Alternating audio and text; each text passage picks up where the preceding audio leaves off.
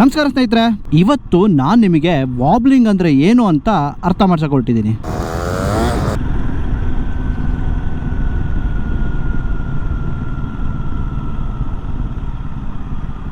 ದೊಡ್ಡ ವ್ಲಾಗರ್ ಹೇಳಿರೋ ಹಾಗೆ ರಾಯಲ್ ಎನ್ಫೀಲ್ಡ್ಗಳೆಲ್ಲ ವಾಬ್ಲಿಂಗ್ ಆಗಬೇಕಲ್ವಾ?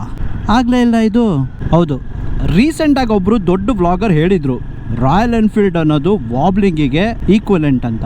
ಆದರೆ ಅದು ಸತ್ಯನಾ? ಅಲ್ಲ. ವಾಬ್ಲಿಂಗ್ ಅನ್ನೋದು ಹಲವಾರು ರೀಸನ್ಗಳಿಂದ ಆಗತ್ತೆ. ಮೇಯ್ನಾಗಿ ಶಾಕ್ ಅಬ್ಸರ್ವಲ್ಲಿ ಏನಾದ್ರು ಬೆಂಡ್ ಇದ್ದರೆ, ಟೈರ್ ಏನಾದರೂ ಅನ್ನಿವನ್ ಆಗಿ ವೇರ್ ಆ್ಯಂಡ್ ಟೇರ್ ಆಗಿದ್ರೆ, ಟೈರಲ್ಲಿ ಏನಾದರೂ ಪ್ರೆಷರ್ ಕಡಿಮೆ ಅಥವಾ ಜಾಸ್ತಿ ಇದ್ದರೆ, ರಿಮ್ಮಲ್ಲಿ ಏನಾದರೂ ಬೆಂಡ್ ಇದ್ದರೆ, ಅಲೈನ್ಮೆಂಟಲ್ಲಿ ಏನಾದ್ರು ಮಿಸ್ ಆಗಿದ್ರೆ, ಚಾಸಿಸಲ್ಲಿ ಏನಾದರೂ ಪ್ರಾಬ್ಲಮ್ ಇದ್ದರೆ, ಹ್ಯಾಂಡಲ್ ಬಾರ್ ಏನಾದರೂ ಬೆಂಡ್ ಆಗಿದ್ರೆ, ಕೋನ್ ಸೆಟ್ಟಲ್ಲಿ ಏನಾದರೂ ಇಶ್ಯೂ ಇದ್ದರೆ, ರಾಯಲ್ ಎನ್ಫೀಲ್ಡ್ ಅಲ್ಲ, ಅವ್ರು ಓಡಿಸ್ತಾ ಇದ್ದ ಹೋಂಡಾ ಕೂಡ ವಾಬ್ಲಿಂಗ್ ಆಗುತ್ತೆ.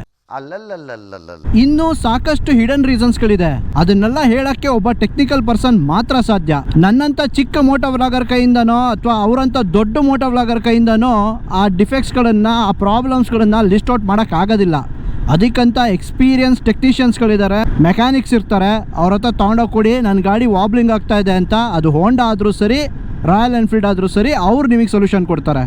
ಹಾಗಂದ್ರೆ ಹೋಂಡಾ ಗಾಡಿಗಳು ವಾಬ್ಲಿಂಗ್ ಆಗಲ್ವಾ? ಆಗತ್ತೆ. ಎಷ್ಟೋ ಹೋಂಡಾ ಗಾಡಿಗಳು ರೇಸ್ ಟ್ರ್ಯಾಕಲ್ಲಿ ವಾಬ್ಲಿಂಗ್ ಆಗಿರೋಂಥ ಎಕ್ಸಾಂಪಲ್ಗಳನ್ನು ನಾವು ನೋಡಿದ್ದೀವಿ. ಸುಮ್ಮನೆ ಒಂದು ಬ್ರ್ಯಾಂಡ್ ಬಗ್ಗೆ ನೆಗೆಟಿವ್ ಹೇಳಲೇಬೇಕು ಅಂತ ಪರ್ಫೆಕ್ಟ್ ಆಗಿರೋ ಗಾಡಿ ತಂದ್ಬಿಟ್ಟು ಇದ್ರಲ್ಲಿ ವಾಬ್ಲಿಂಗ್ ಆಗಿಲ್ಲ, ಹಾಗಂತ ಹೋಂಡಾ ಗಾಡಿಗಳು ಅದು ವಾಬ್ಲಿಂಗ್ ಆಗಲ್ಲ ಅಂತ ಹೇಳೋದು ತಪ್ಪು. ಟೆಕ್ನಿಕಲ್ ಆಗಿ ರೀಸನ್ಸ್ಗಳು ಹೇಳಿ, ಯಾವ್ದಕ್ಕೆ ವಾಬ್ಲಿಂಗ್ ಆಗುತ್ತೆ, ಯಾವ್ದಕ್ಕೆ ವಾಬ್ಲಿಂಗ್ ಆಗಲ್ಲ ಅಂತ ಜನಗಳಿಗೆ ತಿಳಿ ಹೇಳಿ. ಎಲ್ಲಾ ರಾಯಲ್ ಎನ್ಫೀಲ್ಡ್ ಗಾಡಿಗಳು ವಾಬ್ಲಿಂಗ್ ಆಗುತ್ತೆ ಅನ್ನೋದು ಶುದ್ಧ ಸುಳ್ಳು. ಕನ್ನಡದ ಸಿದ್ಧ ಹಾಡೋದಕ್ಕೆ ಎದ್ದ